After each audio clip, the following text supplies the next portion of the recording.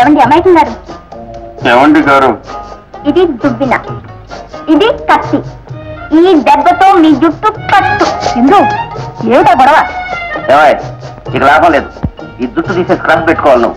ఈ జుట్టు బొట్టు కట్టు అంతా మీ తాతయ్య పాత్ర చేసి, లేకపోతే మా అమ్మాయిలా పని చేస్తారా? అబ్బాబ్బాబ్బా ఊరుకుందరు. అబ్బాయిని తినేస్తారా లేదా? తిను బాబు తిను.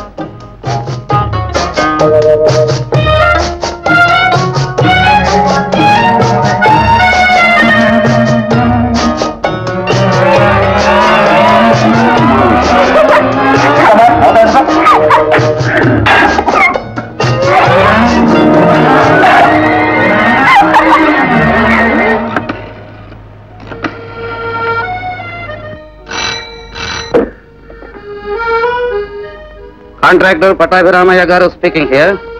పటాభి, నేనే నోయ్. చూడు, మీ ఇంటికి ఒక కుర్రవాడిని పంపించాను. తూచా అదేమిటో మరి ఆ పల్లెటూరు వాళ్ళకం వాడును. ఆ మగ పరుషుడు కంటే ఆడపిల్లలు మా వాళ్ళు నయమే. అవునోయ్, ఇంతకుముందు ఎన్నడూ బస్తీ అయినా చూశారు కదా పాపం. అదంతా ఒక పెద్ద కథలే, తర్వాత చెప్తాను.